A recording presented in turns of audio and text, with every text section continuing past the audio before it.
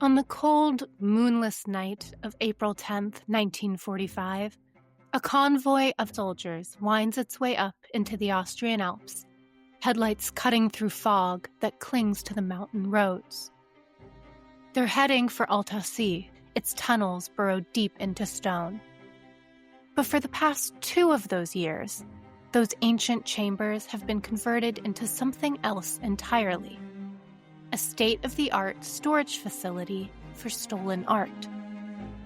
The soldiers are carrying 6 heavy wooden crates. Stamped on the side of each in black letters are the German words for attention, marble, do not drop.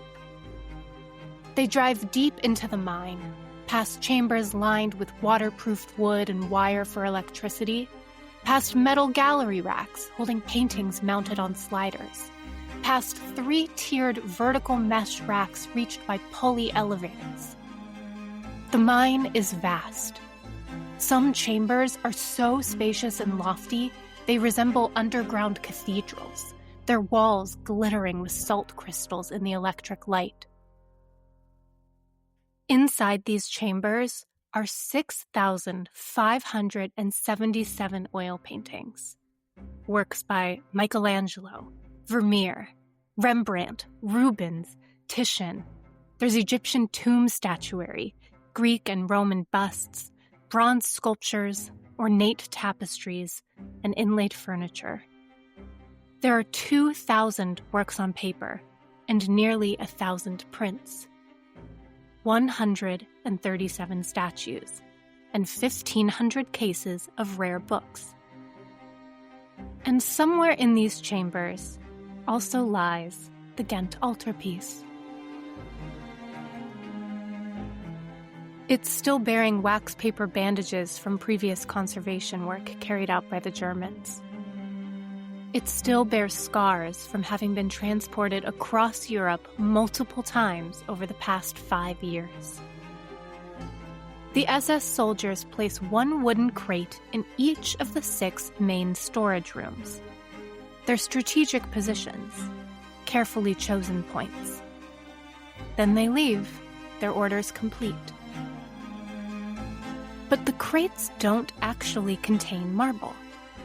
Inside each one is a 500-kilogram aircraft bomb.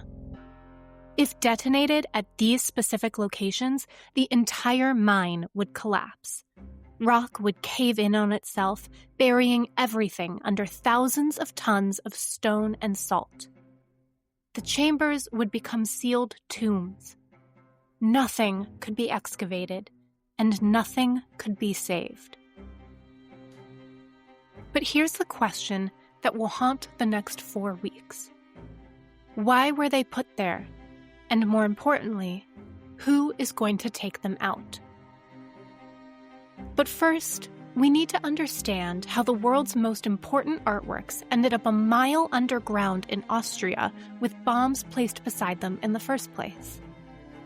And we need to understand how a man who claimed to love Northern European art more than anyone, who believed the Ghent Altarpiece contained mystical power that could help him win a war, could also be willing to destroy it all rather than let it fall into enemy hands.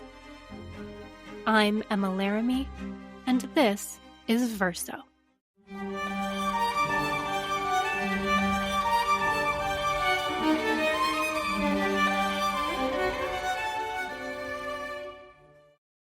It's no secret by now that Adolf Hitler was a failed art student. In 1907, and again in 1908, he applied to the Academy of Fine Arts in Vienna, hoping to study painting. He was rejected both times. His work, the admissions committee decided, wasn't good enough.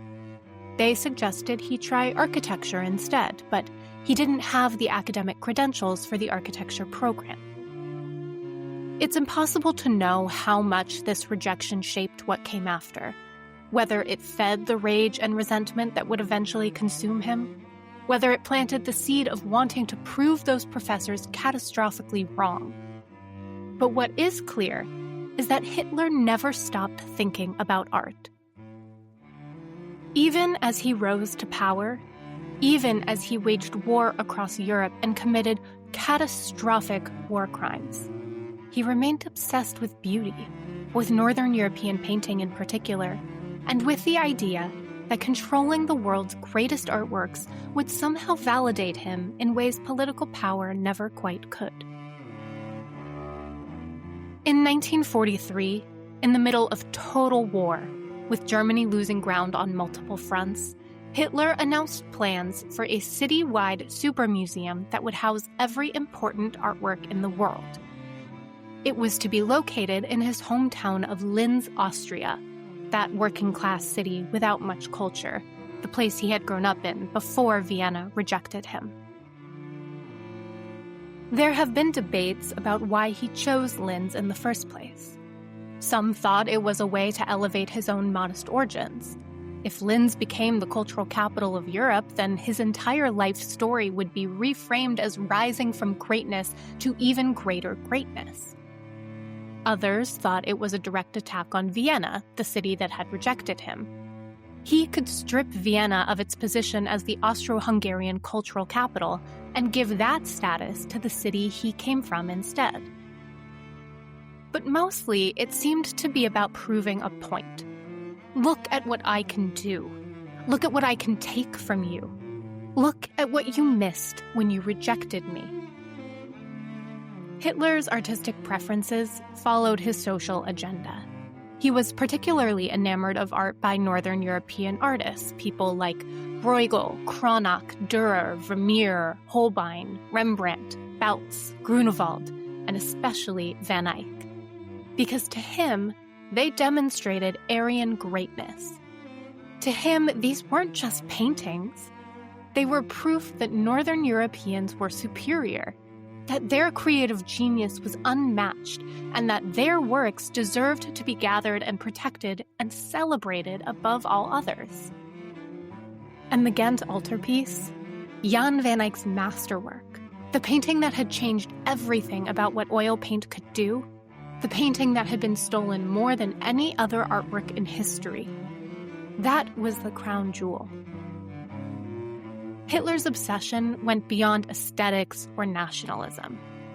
According to those close to him, he believed the Ghent Altarpiece contained a coded map to lost Catholic treasures known as the Arma Christi, the instruments of Christ's Passion, including the crown of thorns and the spear of destiny.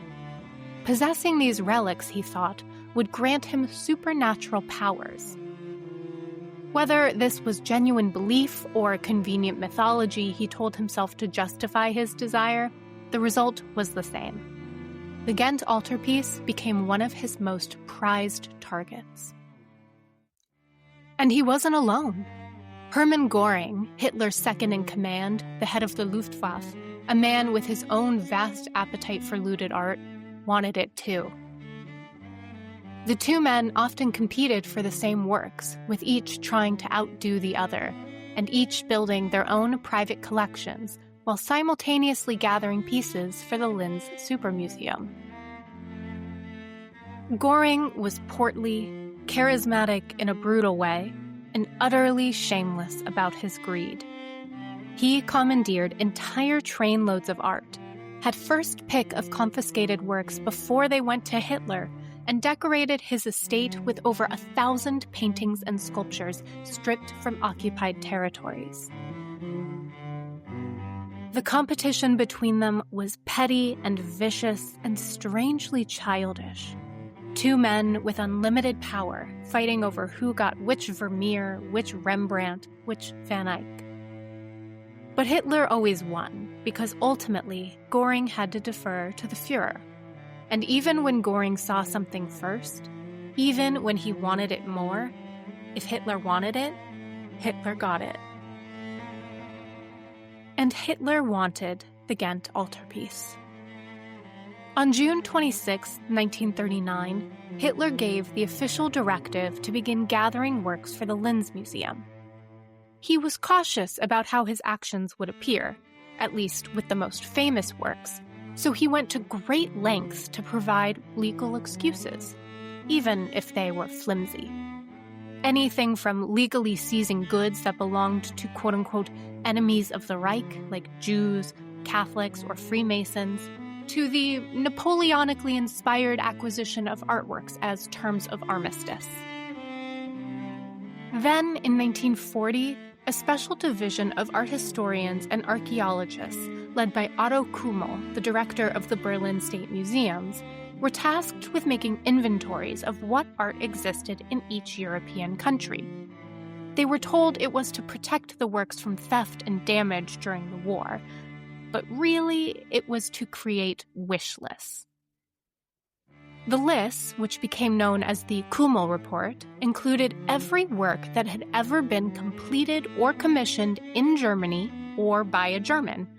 Every work that was in the quote-unquote German style, which was a blanket description that included everything from Northern Renaissance and Romantic paintings to whatever Hitler personally liked, and any work that had been in Germany and subsequently removed since 1500. The Ghent Altarpiece fell into all of these categories. Van Eyck was Northern European, Hitler loved the Ghent Altarpiece, and the painting had been in Berlin before World War I, held by the Prussian king. But the Treaty of Versailles had forced Germany to return it to Belgium, which had made the Germans furious. If Hitler could take the altarpiece back, it would right a perceived wrong. It would be justice in his mind, not theft. Recovery. This was the logic that helped turn personal obsession into industrial operation. Then, also in 1940, Hitler founded the Rosenberg Operational Staff, known as the ERR. It was run by Alfred Rosenberg, a Baltic German who had fled the Bolsheviks, befriended Hitler, edited the party newspaper, and even claimed to have co-authored Mein Kampf. The ERR employed art historians, initially to compile lists of important monuments, then to assist with overseeing the confiscation of artworks and documents, either openly or under the guise of protection. Göring frequently commandeered the ERR for his own purposes.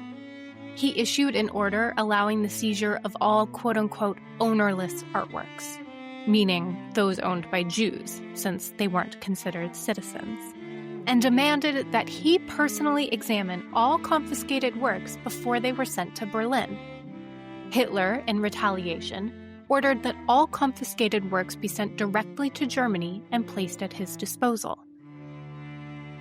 The two men kept issuing contradictory orders, kept competing for the same paintings, kept using the machinery of the Third Reich to feed their personal collections. And that machinery was vast, efficient, and utterly ruthless. What Hitler created wasn't just theft. It was systematic, industrial-scale plunder with a bureaucracy to match. The ERR didn't just seize art. They cataloged it, photographed it, created detailed inventories, assigned it identification numbers, tracked its movement from place to place. They employed conservators and art historians to care for the stolen works, to repair damage that occurred during transport, and to ensure everything arrived in pristine condition for Hitler's future museum. There was something obscene about the care they took. These were paintings and sculptures ripped from their owners, Jewish families fleeing for their lives, museums in occupied territories, private collections looted at gunpoint. And the Nazis treated them with meticulous, almost loving attention.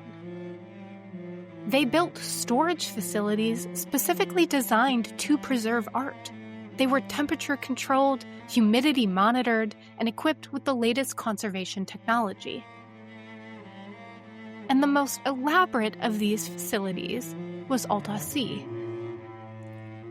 The salt mine was ancient, carved deep into the Austrian Alps. The salt itself wasn't mined with picks, but with water, which dissolved the salt crystals in the rock. The brine was then piped through the mine and out to the surface, where the water evaporated and left the salt behind. In 1943, Dr. Hermann Michel, chief of the Viennese Service for the Protection of Historical Monuments and a mineralogist, visited the mine and saw potential. The humidity and temperature inside the mine was naturally and consistently the perfect condition for storing art. So Michel decreed it the ideal collection point for all Nazi-looted art destined for Hitler's super museum at Linz. From 1942 to 1943, Nazi engineers transformed the mine into a state-of-the-art storage facility. They lined the caves with waterproofed wood, wired them for electricity, installed metal gallery racks where paintings could be hung from hooks on vertical mesh racks stacked side by side and mounted on sliders. Some caves were tall enough to house 3 tiers of racks, reached by pulley elevators. They constructed special boxes to protect works on paper, resulting in thousands of meters of bookshelves. There was a constant staff of 125 maintaining the facility, with engineers checking daily for temperature, humidity, and signs of potential geological collapse.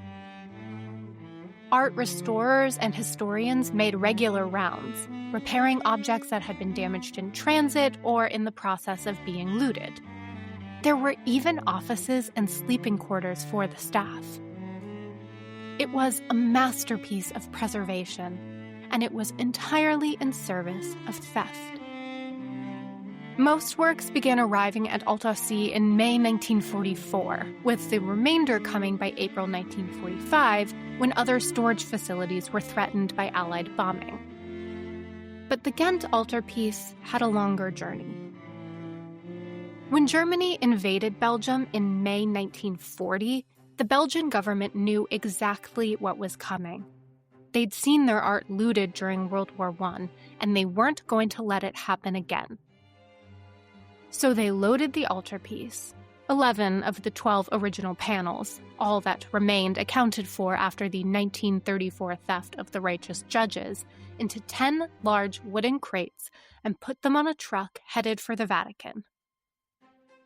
But then Italy joined the Axis and declared war. So the truck turned around. France offered to guard it instead, so the altarpiece was redirected west to the Château de Pau at the foot of the Pyrenees. The chateau was also where many works from French museums, including the Louvre, were being stored. Jacques Jaujard, the director of the French National Museums, was in charge. He was a courageous man in a hopeless position. Every time the French army was defeated by the Nazis, Jaujard ordered the art shipped even further south, further from the front lines. He eventually, along with Rose Valland, a clerk at the Jeu de Paume Museum, devised an underground intelligence network to track which artworks were being confiscated and where they were headed. In June 1942, desperate to prevent seizure of the works at Pau, Jaujard obtained a written guarantee from the Germans that they wouldn't be touched. It specifically named the Ghent Altarpiece, with a clause ensuring it couldn't be removed without signatures from Jaujard, the mayor of Ghent, and Count Franz von Wolff-Metternich, the art protection deputy for occupied France. Wolff-Metternich was a rare figure in the Nazi apparatus, because he was a man who actually tried to follow the Hague Convention's protection of cultural property during war. He had been a professor at the University of Bonn, internationally renowned as an architectural historian and an aristocrat with roots in Prussian nobility. He had been placed at the head of Germany's cultural conservation program specifically because his reputation would lend legitimacy to the occupation. He stood up to Hitler and Göring multiple times, preventing the German embassy in Paris from commandeering artworks from French citizens. But that made him enemies. And the guarantee he signed protecting the Ghent Altarpiece proved hollow. 2 months later, on August 3, 1942, Jaujard learned that the altarpiece had been seized by Dr. Ernst Buchner, director of the Bavarian State Museums, and taken to Paris. Buchner had arrived at Pau by truck and demanded the painting be handed over. The curator on duty stalled and tried to get confirmation by telegram, but another official yellow telegram soon arrived from Pierre Laval, head of the Nazi-controlled Vichy government in southern France, ordering that the crates be given to Buchner. So the curator had no choice. When Belgian officials later visited Pau expecting to inspect the altarpiece, they were outraged to discover it gone. Jujard registered an official complaint with the Vichy government, but that was all he could do. Count Wolf Metternich expressed his indignation publicly, and he was fired for it. At the time, no one knew who had actually given the orders for the removal, but later it was revealed that Dr. Martin Conrad, a professor in Berlin who had published 3 works on Van Eyck, had written to Heinrich Himmler, the head of the SS and the Gestapo, in 1941, suggesting the altarpiece be moved to Berlin for quote-unquote safekeeping and analysis. Himmler's interest in the altarpiece was mystical, not art historical. He believed it contained occult elements, and he wanted to study them, to unlock whatever supernatural power the painting supposedly held. So with Himmler's approval, Conrad drove to Pau, then Paris, and Wolf Metternich refused him twice.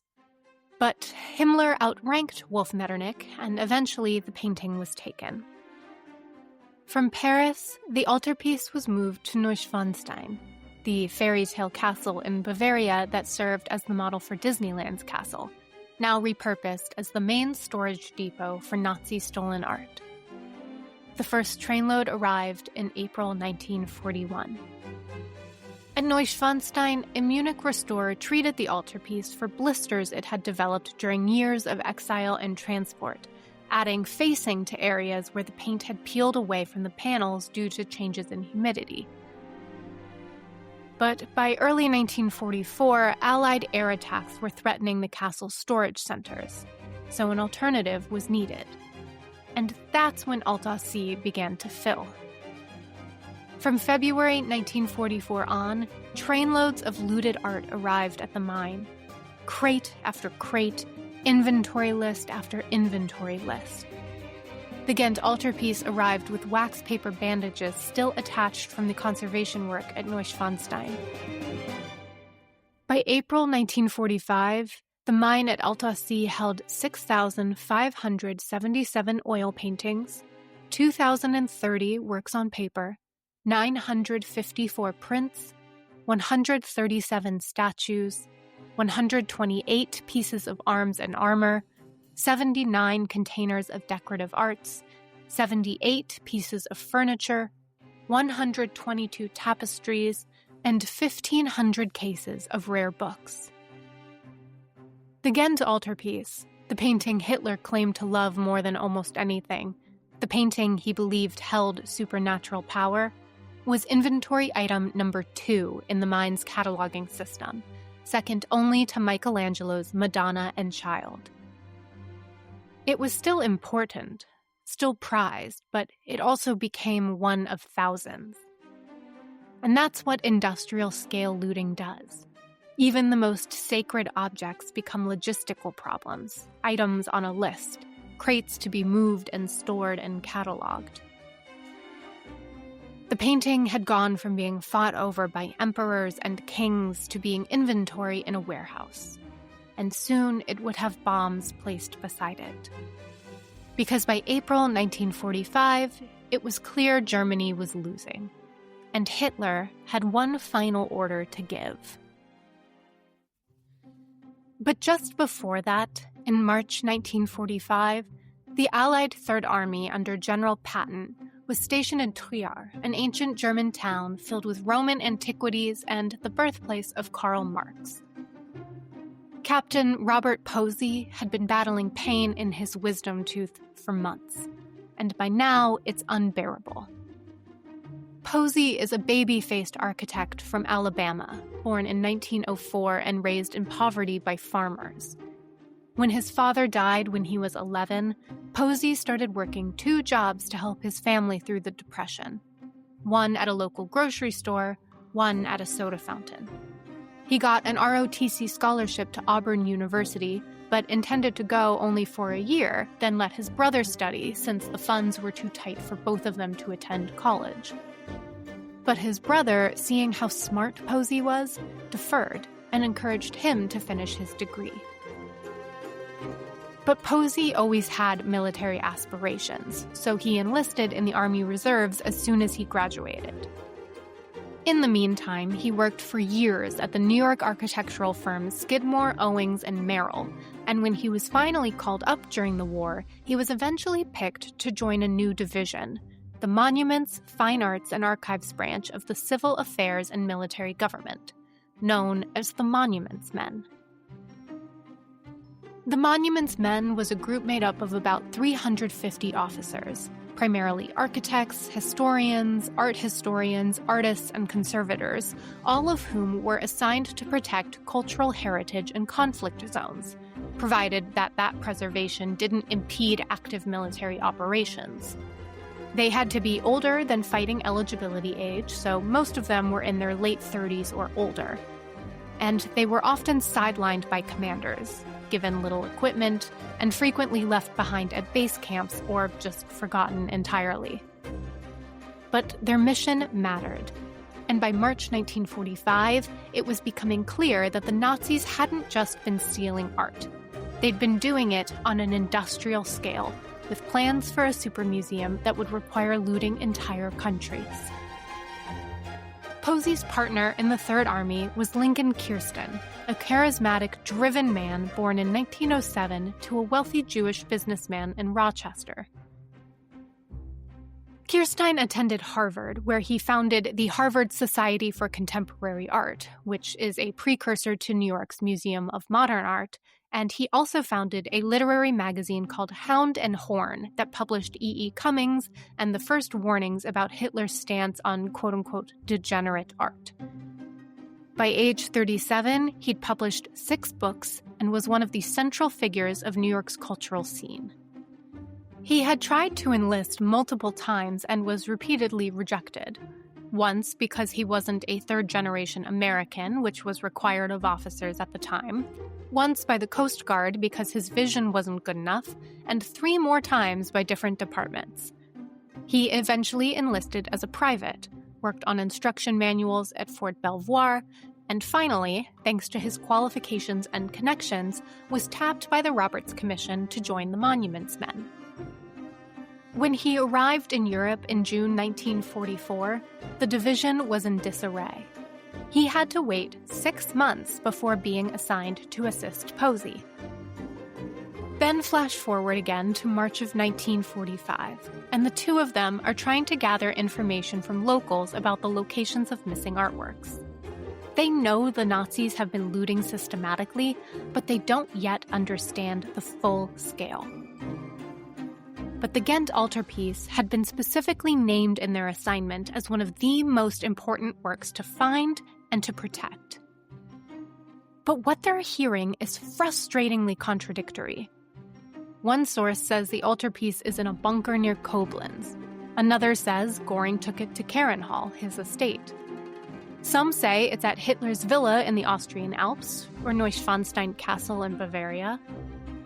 And other rumors place it in a vault at Berlin's Reichsbank, at Buchner's office in Munich, in Sweden, in Switzerland, in Spain, in a salt mine in Austria. They don't know which to believe. And Posey's tooth is killing him. But the nearest army dentist is nearly 100 miles away, so Posey and Kirstein walk to Trier to see if they can find help. On their way, they meet a teenage boy on the street. Kirstein barely speaks German, and the boy speaks no English, but Kirstein offers him chewing gum and then mimes a toothache, pointing to Posey's swollen jaw. And the boy seems to understand, so he leads them through the town to a dentist's office. The dentist speaks a bit of English, and as he begins working on Posey's tooth, he chats with Kirstein, asking what their role in the army is. And when Kirstein says they're trying to protect art and monuments, the dentist suddenly looks up. His son-in-law, he says, has the same job, but for the German army. He lives in a village nearby. Would they like to meet him? Posey and Kirstein exchange glances. Yes, absolutely yes. So after the procedure is finished, the dentist climbs into their Jeep with them and directs them into the countryside. But the drive starts to feel strange. The dentist keeps asking them to stop. Could they stop at this farm to buy vegetables? Could they stop at this house to pick up a bottle of wine to bring to his son-in-law? Could they stop at this hotel to get news? As they move further from town, the white flags that signal Allied friendly territory begin to disappear. And Posey and Kirstein start to suspect a trap. But when they finally arrive at a small cottage and the dentist goes in first, they hear sounds of joyous greeting and a baby cooing. It seems safe enough, so they go inside. The walls are covered in prints of French Gothic art and architecture. Notre Dame, Cluny, La Sainte-Chapelle, Chartres, and the dentist's son-in-law is named Hermann Göring. Göring was a former SS officer, dismissed by Count Wolf Metternich after working as an advisor to both Rosenberg and Göring. He had never been a member of the ERR, but he was present in Paris as director of the German Art Historical Institute. He was a scholar of French Gothic sculpture, educated at the University of Bonn before doing postgraduate work at Harvard, and he'd been working on a book about Cluny with a Harvard professor, and all he wants now is to finish it. In return for sharing what he knows, Göring asks for protection for himself and his family. Not from the Allies, from other Germans. The SS is so hated and feared by their own countrymen that he's in danger of vigilante justice. Kirstein and Posey explain they can't guarantee protection, but Göring talks anyway. He claims he had been an enthusiast of Nazism, but had sickened of it. Whether that's true or just something he's saying to curry favor, the information he provides is real and critical. He'd acted as a kind of agent, dealing with the ERR on Göring's behalf by presenting portfolios of photographs to Göring for approval and discussing with Rosenberg the availability of stolen works. So he knows what's been looted and where it's being stored. And then, for the first time to Allied ears, he describes the plans for the Super Museum at Linz. He tells them about Nazi art depots and castles, Neuschwanstein housing collections stolen from French Jews, Tambach filled with art looted from Poland, Baden-Baden with art stripped from Alsace, and many others. But the biggest cache, he says, is an salt mine in the Austrian Alps. And that's where the Ghent Altarpiece is. Kirstein will later write of this interaction, quote, "As we spoke in French, information tumbled out. Incredible information. Lavish answers to questions we had been sweating over for 9 months, all told in 10 minutes, end quote. And then Göring gives them a warning that changes everything. The SS guarding the salt mine have orders to blow it all up if they fail to defend it against the Allies. He's referring to something Hitler issued on March 19, 1945, known as the Nero Decree. It states that everything that could be of use to the Allies, particularly industrial and supply sites, should be destroyed if it can't be defended. The wording is vague enough that it's unclear whether it applies to art. But Hitler's will, dictated on April 29th, just hours before his suicide, will order that all pictures collected for the Linz Museum be given to the German state, suggesting he probably didn't mean for the art to be destroyed. But in the chaos of Germany's collapse, with communication lines cut and every officer acting on his own interpretation of unclear orders, the ambiguity is lethal. August Eyck, the ruthless Nazi official in charge of the Oberdonau region of Austria, which includes Altarpiece, has received a letter from Martin Bormann, Hitler's private secretary and closest friend, telling him to take all measures necessary to prevent Altarpiece from being captured by the Allies. Eyck interprets this as permission to destroy everything inside rather than let it fall into enemy hands. But back in that little cottage, Kirstein and Posey are trying their best to display no hint of surprise. Eventually, they managed to rush back to camp and informed their commanders immediately of what was happening. The region hadn't been of any strategic importance to the Allies, so there were no plans to clear it for weeks. But getting them there would also be dangerous. The mountains are swarming with SS and the retreating German Sixth Army, so the terrain is brutal. But the decision is made. The Third Army will cross into Austria in April 1945, a route that will place them directly in the path of Altarpiece. It's only then, when Posey and Kirstein contact the Austrian resistance movement to coordinate, that they learn about a parallel operation already underway. A team of 4 Austrian double agents, trained by British intelligence, parachuted into the Alps weeks ago with orders to save the art treasures and assassinate Joseph Goebbels. They have no idea whether that team is still alive. April 8th, 1945, 2:50 a.m. 4 men jump out of a Halifax aircraft over the Austrian Alps. Their leader is Albrecht Geiswinkler, an Austrian Luftwaffe fighter turned double agent. Born in 1905 to a salt miner in the town of Bada See, Geiswinkler is dynamic and charismatic, with a dark goatee, intense narrow eyes, and a receding hairline that gives him a tonsured appearance. He is staunchly anti-Nazi, served time in prison for political dissent in 1934, joined the regional underground resistance in 1938, and eventually enlisted in the Luftwaffe in 1943 to avoid further imprisonment. He deserted while serving in France, traded identities with a bomb victim who'd been disfigured beyond recognition, and joined the French resistance with a stolen haul of 500,000 francs and 4 trucks full of arms. In September 1944, he and 16 other German prisoners surrendered to American soldiers of the Third Army, where during interrogation he mentioned his knowledge of the art depot at Altarpiece. So the Americans contacted the London-based Special Operations Executive. Geiswinkler was then sent to London, where he trained in Surrey, learning sabotage, demolitions, camouflage, cartography, survival, marksmanship, deception during interrogation. He learned to parachute over Ringway Airfield near Manchester. And with him on his jump was Karl Standhartinger, Karl Schmidt, and Joseph Groffel. Groffel, the radio operator, has perhaps the most remarkable backstory. Born in 1921 in Schattendorf, Austria, he's a communist who trained as a bricklayer, worked as a radio operator, was imprisoned for 3 months for communist activity, then drafted in 1940. When the military rediscovered his communist affiliation, he was deemed unfit for military service, but sent to the Ukraine as part of the radio news department anyway. And then in 1941, while on duty in Bulgaria, he sabotaged his own army by sending secret radio messages to the Russians.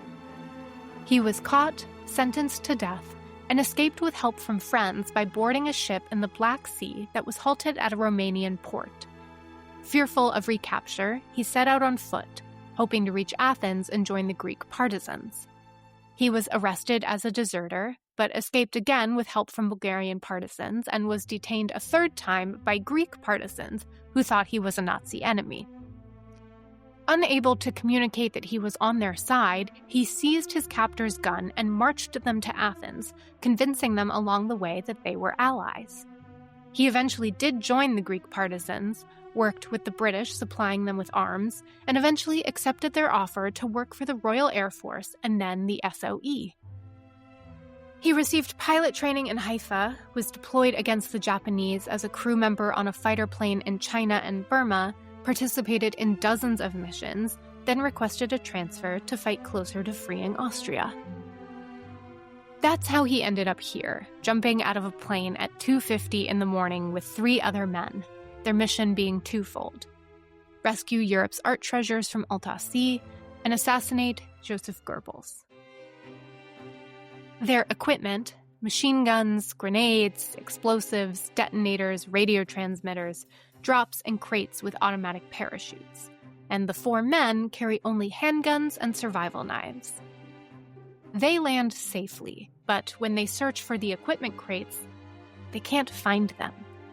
The crates have sunk into deep snow, and when they finally locate the radio transmitter, it's been irreparably damaged during the drop. And then they realize they've been dropped on the wrong slope. They've been dropped on the one called Hell Mountain, kilometers from where they were supposed to be. They have no radio, no heavy weapons, and they're on the wrong mountain, miles from their target, in territory swarming with retreating German forces. But nevertheless, they make their way slowly through snowbound woods, avoiding main roads and checkpoints until they reach the foot of Hell Mountain. They strip off their jumpsuits, revealing civilian clothes underneath as they try to blend in. Then they board a train to Baudaussy. On the train, rumors are already circulating about English soldiers parachuting in. And they learn that the German Sixth Army has been chased out of northwestern Italy and is now camped throughout the region. They jump from the train a few kilometers before the Baudaussy station to avoid checkpoints, hike through the woods again until they reach the home of Geiswinkler's brother Max. There, they finally find a radio to contact headquarters. And that's when they learn that Goebbels won't be visiting the area after all, so their focus is now solely on saving the treasures at Altarpiece. Through his brother, Geiswinkler makes contact with the local resistance led by Valentin Tara, a communist member of the local gendarmerie. Within days, Tara rallies about 360 resistance volunteers, provides Geiswinkler's team with weapons and a new radio transmitter. Tara also puts them in touch with sympathetic miners from Altarpiece and 2 German officers in charge of the art there, Professor Hermann Michel and conservator Karl Seiber. Michel is the technical director of the mine, a secret communist who resembles a caricature of a mad scientist. Green Austrian hunting jacket, a shock of white hair that bounces and seems to defy gravity. He's the one who originally suggested using the salt mine as an art depot in the first place. Before the war, he was director of the Natural History Museum in Vienna, an expert in mineralogy. And after the war, he'll claim to have been instrumental in saving the Altarpiece treasures. But like many who served the Nazis, his activities during the Third Reich don't quite match his stated objections to Nazism once the Reich has fallen. Karl Seiber, on the other hand, is a quiet, respected art restorer with no inclination toward Nazism. He has many Jewish friends, and one of those friends convinced him to join the Nazi Party because there would be steady work conserving the flow of art entering Berlin. He spent the war years with his wife and daughter in relative seclusion, surrounded by hundreds of famous artworks. A conservator's dream, albeit one woven with a moral dilemma. But he's particularly proud of his work on the Ghent Altarpiece, repairing a slit in the wood that developed during transport from Pau to Neuschwanstein. But neither Michel nor Seiber has any real authority. They answer to Emmerich Pockmüller, the acting director of the mine, more of an administrator than someone who works with the art daily. Pockmüller is a bureaucrat, not a fanatic. And crucially, he's horrified by the idea of destroying the treasures he's been tasked with protecting. When he realizes what Eyck intends, the man who controls the region that includes Altarpiece, he'll side with the conservators and the resistance, risking his life to prevent the destruction. But all of them, Michel, Seiber, and Pockmüller, ultimately answer to August Eyck, the regional Nazi commander who believes Hitler wants the mine destroyed. And when Michel and Seiber begin to suspect that Eyck is willing to destroy the art rather than let it fall to the Allies, they make covert contact with the resistance. Meanwhile, Geiswinkler and the resistance are making progress. They steal police files from local Gestapo offices, forms, stamps, passes to forge papers. This allows 2 of their men to slip through checkpoints and make contact with the Allied army, where they detail German force positions, permitting a devastating Allied air attack. And then, on the nights of April 10th and 13th, SS soldiers led by Eygruber's henchmen drive into the mine with 6 heavy wooden crates that read, "Attention, marble, do not drop." And they place 1 crate in each of the 6 main storage rooms. Someone, although accounts vary on who gives the order, sends 2 miners who are resistance members to check on the crates.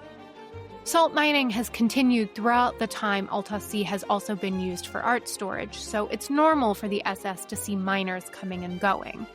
But nevertheless, the 2 men use secret passageways to avoid guards. And as quietly as possible, they pry open one of the crates. It's full of hay. They push aside the hay and find a 500-kilogram aircraft bomb nestled inside. But the detonator isn't affixed. It's nowhere to be found. So it's either incompetence or sabotage, and no one knows which. But what they do know is that if those bombs go off at those specific points, the entire mine will collapse. And knowing they don't have the manpower to attack the mine directly, and fearing the works will be detonated if they try, Geiswinkler contacts Michel to warn him of the threat. Hochmuller, the mine's administrator, orders the foreman Otto Hogler to remove the bombs from the crates, but keep the crates empty in place so the SS guards won't notice anything has changed. The next night, Michel and a team of miners slip back into the mine, again avoiding guards through secret passageways. This time, they move the most valuable art to the safest location, the subterranean chapel of St. Barbara, the sturdiest chamber in the mine, and the least likely to collapse if bombs detonate elsewhere. And the first work moved into the chapel? The Ghent Altarpiece. On April 28th, Hochmuller sends a carefully worded letter to Hogler instructing him to remove all 8 crates of marble and deposit them in a temporary storage shed outside the mine. He's also to prepare palsy charges, small explosives that will seal the mine entrance without harming the contents, preventing both the Allies and Eygruber from getting inside. The letter is risky. And on April 30th, Eygruber's assistant overhears Hogler discussing the plan and blows his cover. 6 SS guards are immediately stationed at the mine entrance 24 hours a day. Now, at this point, it's unclear from accounts of the event if Geiswinkler and Hochmuller are working together or if they're operating independently with the same goal. After the war, in their separate retellings, they both exclude each other and each claims the greatest share of the credit, but since both are working with members of the resistance, they likely did know what the other one was doing, even if they weren't coordinating directly. And Geiswinkler knows that the American Third Army is approaching, but he doesn't know if they'll arrive in time. So he acts. He seizes the region's principal radio transmitter and broadcasts false reports that Yugoslav forces are approaching from Slovenia. To make it believable, the resistance lights fires along the mountainside at night, creating the illusion of a vast encampment. Then, disguised in captured SS uniforms, resistance fighters capture 3 local Nazi officials, including Eygruber's deputy, who's been placed in charge of destroying the mine. The deputy confirms what they feared. Eygruber is determined to carry out what he believes are Hitler's orders. By this point, all communication lines between Nazi officials have been cut by the Allies. Every officer is acting independently, interpreting vague orders however they see fit. There's no way to get clarification from Berlin about whether the art should truly be destroyed. The leader of the miners, Alois Radeschul, volunteers for a desperate gambit. He'll approach the most powerful Nazi in the region, SS Chief Ernst Kaltenbrunner, Himmler's second-in-command, who's staying nearby at Villa Castiglione. Kaltenbrunner is a man with the face of a classic villain. Scarred skin from childhood acne, cold, crystalline eyes, blonde hair, and an upturned lip. He's chief of the Gestapo, chief of the Reich Security Main Office. And after an assassination attempt on Hitler in July 1944, Hitler put Kaltenbrunner in charge of hunting down conspirators. Just weeks ago, on April 18th, Hitler made him commander-in-chief of all remaining German forces in Europe. A title that sounds powerful, but is essentially meaningless since everyone knows the war is lost. But Radeschul and Kaltenbrunner have a mutual friend, so they meet at that friend's house on May 3rd, 1945 at 2 p.m. Radeschul tells Kaltenbrunner everything. Eyck plan to destroy the mine, the bombs hidden in marble crates, the disregard of orders from Berlin to preserve the art. Moved by a sense of nationalism and desire to preserve irreplaceable cultural treasures, or perhaps simply recognizing that destroying Europe's greatest artworks would guarantee him a death sentence at Nuremberg, Kaltenbrunner grants permission for the bombs to be removed, overruling Eyck. That night, miners spend 4 hours removing the bombs and their crates from the mine. At midnight, with the task nearly done, one of Eyck men, a sergeant named Heider, arrives and sees what's happening. And he threatens that Eyck will hang them all for disobeying orders. Radeschul immediately contacts Kaltenbrunner again, and at 1:30 a.m. on May 4th, Kaltenbrunner calls Eyck directly and orders him to allow the bomb removal. Eyck, outranked, has no choice but to relent. He says there will be no repercussions. Hitler has been dead for 5 days at this point. But Eyck isn't finished. He still believes he can fulfill what he thinks is the Führer's final command. If he can't use bombs, he'll send soldiers to destroy the art by hand, with flamethrowers if necessary. Aware that the American Third Army is approaching, but fearful they won't arrive before Eyck acts, Pockmüller and Högler move forward with their plan to seal the mine entrance. At dawn on May 5th, 1945, as soon as the palsy charges are ready, the miners throw the detonator switch. 6 tons of explosives, 502 timing switches, 386 detonators, 137 tunnels sealed in seconds. The entrance to Altarpiece salt mine collapses in on itself. No one can get in now, not the Allies and not Eyck forces. Eyck is furious when he learns what happened, but there's nothing he can do, so he orders troops to rush the mine anyway. Geiswinkler and his team stalk through dense forest near the sealed entrance, set up a defensive perimeter, and prepare for attack. But by nightfall, Eyck men still haven't arrived. But the German Sixth Army, camped nearby, surveys the mine and reports to their commander that they've seen entrenched resistance fighters defending the entrance, but no SS guards. So their commander immediately sends a mobile task force to retake the mine. And on May 6, 1945, exactly 513 years to the day since the Ghent Altarpiece was first shown to the public, a firefight erupts at the mine entrance.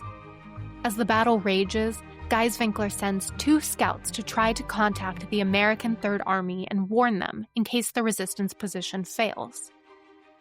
The scouts make contact several hundred kilometers away. Robert Posey and Lincoln Kirstein are just behind the Allied front lines in the town of Altarpiece, waiting while the army secures the area. They won't receive word for another day about whether the mine has held. And on May 7, 1945, Germany surrenders unconditionally. The war is over. The German Sixth Army hadn't anticipated the strength and determination of the resistance fighters who hold their position, and the German attack force retreats. On May 8th, the first American troops arrive. The 80th U.S. Infantry, under Major Ralph E. Pearson, takes over protection of the mine. Pearson doesn't know what's inside until he receives a message, and the sender remains a mystery to this day, though Hermann Michel will later claim he sent it. Michel is the first person to greet Pearson when he arrives, gives him a tour of the sealed entrance, and explains what's been happening. And hours after the Americans secure the area, Posey and Kirstein finally receive word that it's safe. They rush to the mine. By the time they arrive, Geiswinkler has already left. The two groups, the Austrian double agents and the American monuments men, never meet. Miners clear debris from the entrance over the following day, and on May 9th, Posey and Kirstein become the first Allied soldiers to step inside the mine. With a miner as their guide, they move through darkness, the dim light of acetylene lamps revealing red rock glittering with salt crystals, chamber after chamber stretching deep into the mountain. Over the next 4 days, soldiers and miners led by Posey and Kirstein catalog the stolen works. Karl Seiber, the German conservator who'd been caring for the Altarpiece hoard, tells them the story of the Ghent Altarpiece's journey. And the St. John the Baptist panel, the one stolen in 1934 and then recovered, now reunited with the altarpiece, is still in Seiber's workshop for treatment. They also learn the fate of Hermann Göring, the man who helped them find Altarpiece in the first place. His guilt, his hopelessness about his future, his fear of reprisals from his countrymen became too much to bear. He shot his family, then took his own life. The only consolation is that history can remember the part he played in saving these treasures, though that recognition must be cut with contrition, for he also played a part in stealing them. So where to pin the badge of heroism? With Geiswinkler, the swashbuckling double agent with the dramatic story? With Michel, who suggested the mine and claimed to have orchestrated much of the rescue? With Pockmüller, the administrator who ordered the palsy charges? With the miners who risked their lives removing bombs and defending the entrance?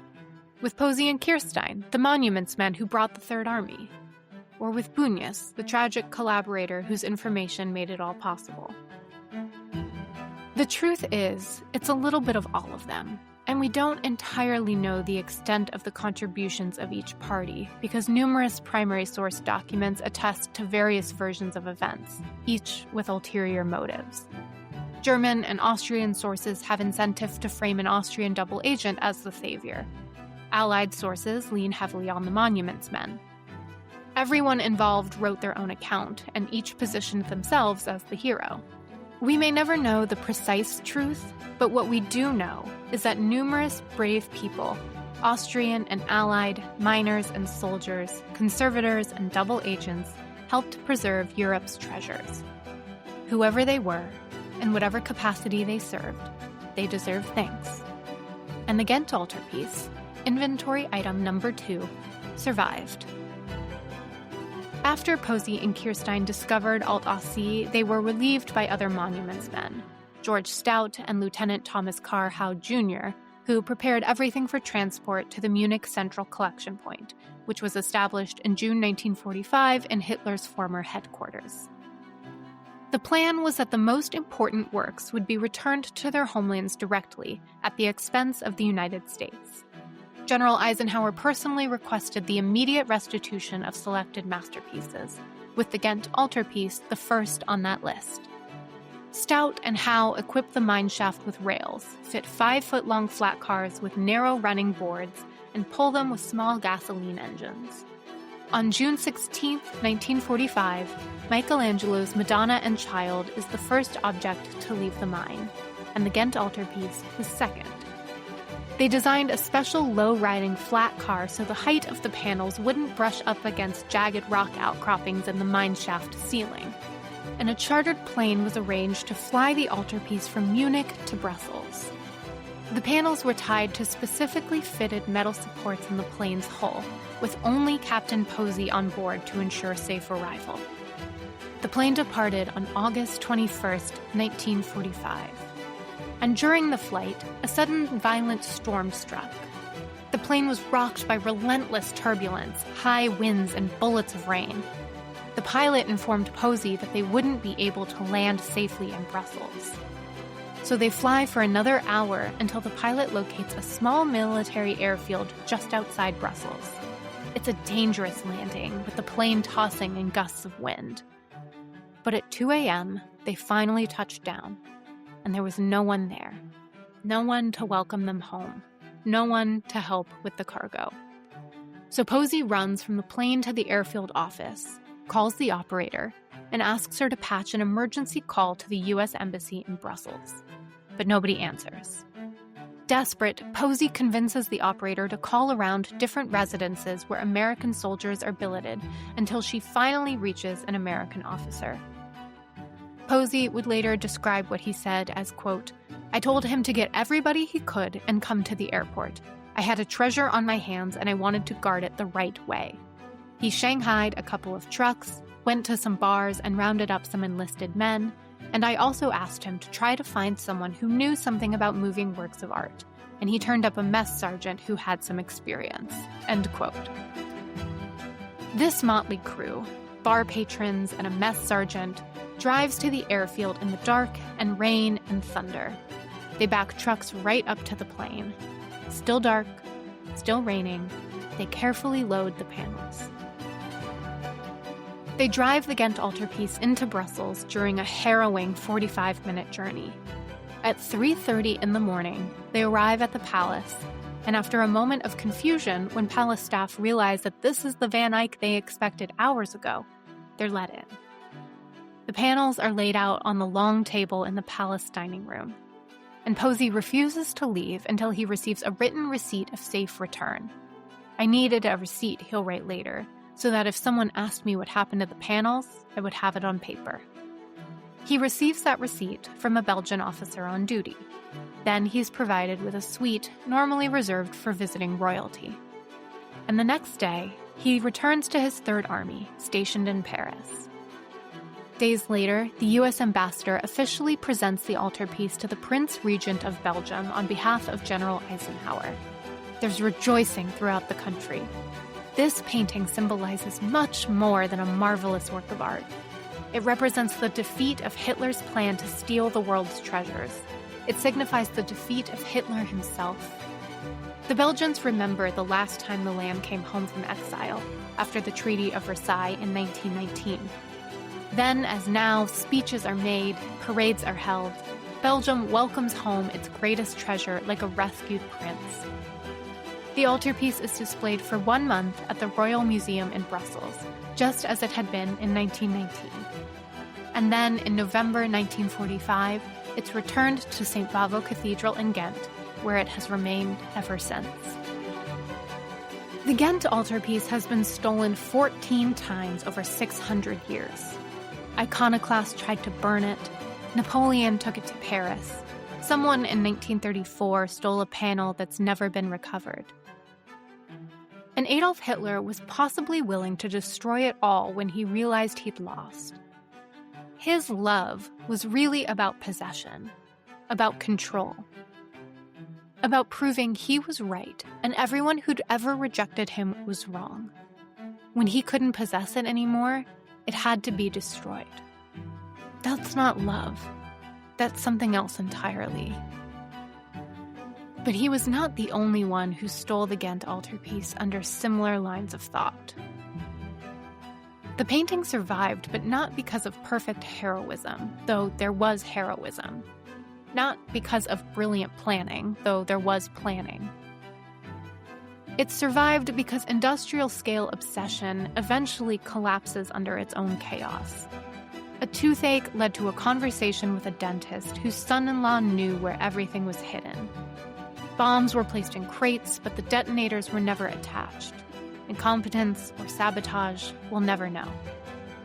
Multiple groups of people all claim credit for saving it, their stories contradicting each other, and everyone positioning themselves as the hero. At every turn, it could have been lost. And at every turn, something, whether it was luck, chaos, human stubbornness, the sheer randomness of war, intervened. Hitler wanted to own the world's beauty. He built the machinery to catalog it, steal it, preserve it in perfect conditions. And in the end, all that machinery did was turn masterpieces into inventory, art into ammunition. When art becomes plunder, even the most precious things in the world can be reduced to numbers on a page, but it also, in a way, makes them even more special. The painting sits in St. Bavo Cathedral today, nearly 600 years after Jan van Eyck completed it.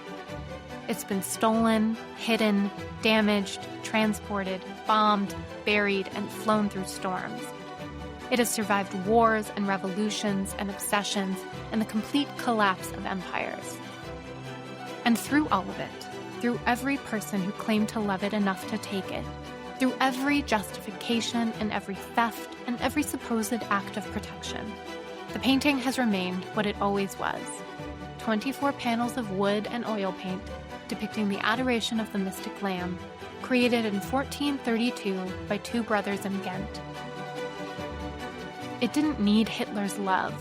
It didn't need Napoleon's appreciation. It didn't need to be inventory in a salt mine or a prize in a competition between dictators. It just needed to survive them all. And it did. After the war, Captain Robert Posey returned to America to resume life with his wife Alice and their son. As an architect at Skidmore, Owings and Merrill, he worked on prestigious buildings like the Sears Tower in Chicago and the Lever House in New York. Before he left Europe, his commanding officer presented him with the Order of Leopold, the highest honor of the Belgian government, equivalent to being knighted, by kissing him on both cheeks. Lincoln Kirstein returned to New York, where he co-founded and ran the New York City Ballet with Georges Balanchine, co-founded the School of American Ballet, and later directed the Metropolitan Opera House. He published over 500 books, articles, and monographs. Today, he's considered one of the most important figures in 20th century American art. Hermann Göring's personal art collection, over 1,000 paintings and sculptures, was found by the Ally 101st Airborne Division after he ordered his estate at Karen Hall blown up to prevent it from falling to the Russians. He was arrested on May 5, 1945, tried at Nuremberg, but poisoned himself before he could be executed. August Eygruber was arrested by the Third Army days after they reached the mine. He was brought in as a witness during the Nuremberg trials, then put on trial himself during the Mauthausen-Gusen camp trials. He was sentenced to death by hanging in March 1946 and was executed on May 28, 1947. Albrecht Geiswinkler became a successful member of the Austrian National Assembly after the war, though he was eventually ejected from office. His accounts of the rescue have been disputed by others involved, each claiming their own role was more significant. We'll never know the full truth. The Ghent Altarpiece remains in St. Bavo Cathedral in Ghent, where it's undergone extensive conservation and restoration. The Righteous Judges panel, stolen in 1934, has never been recovered. A copy painted by Jeff van der Wecken hangs in its place. That copy is really a copy, or whether the original was somehow returned in disguise, that's a different story that you've already heard before, one we told you in the last episode. Some mysteries, it seems, prefer to stay mysteries. This episode was written, narrated, and produced by me, Emma Laramie. If you enjoyed this story, if something here surprised you, made you think differently, or just gave you something interesting to talk about over drinks with friends, do me a favor. Follow the show. Leave a rating or a review if you're feeling generous. And if there's an artist or moment in art history you're curious about, drop a comment below. Thanks for listening. I'll see you next time.